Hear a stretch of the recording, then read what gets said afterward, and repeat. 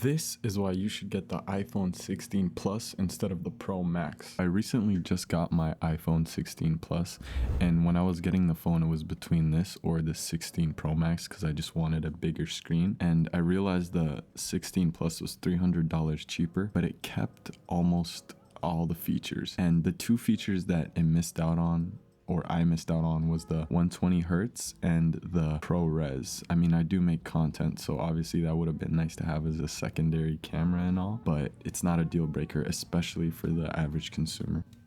Both phones run Apple's A18 chip. The Pro Max gets the A18 Pro, but the difference is not noticeable in real world usage, and it has a slight edge in gaming. And the memory is the same for both. They both have 8 gigs of RAM, and when it comes to the storage on the Plus, it tops out at 512 gigabytes, but the Pro has 1 terabyte. But let's be honest, guys, who actually gets a terabyte of storage? Like, no shot. My last phone was the iPhone 14, and when I finished my plan, all I wanted was a bigger screen, which the iPhone 16 Plus does with a 6.7 OLED display, while the Pro has a 6.9 Super Retina display with 120 Hz. The iPhone 16 Plus does have 60 Hz, but if you're previously coming from a 60 Hz device, it should feel just as smooth as before, if not smoother. But if you're downgrading from 120 Hz to 60, it's kind of hard to get used to again, so that might be a problem.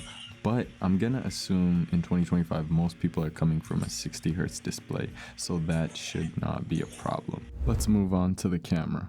Both phones have Apple's new camera control button and a 48 megapixel main camera with an ultra wide lens. The big difference is the Pro Max has a telephoto zoom lens that lets you zoom in 5 times, but the Plus doesn't. So I guess if you do a lot of photography and you really need the zoom, this might be a deal breaker. But again, this is like not that important. So like you wouldn't upgrade to the Pro Max just because of this, you know? So once again, more of a reason to stick with the Plus. For the battery life, I haven't really done like too much research on how much milliamp hours this versus that.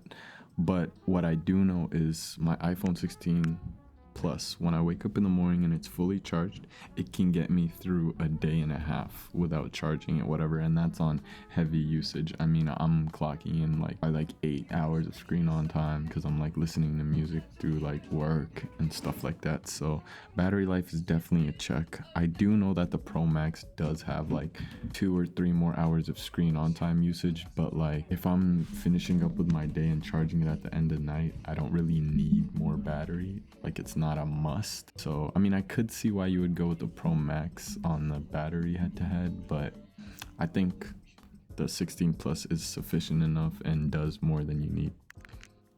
So if you want flagship performance, impressive battery, top tier photos and videos without that $300 premium, the iPhone 16 Plus is the right choice for you.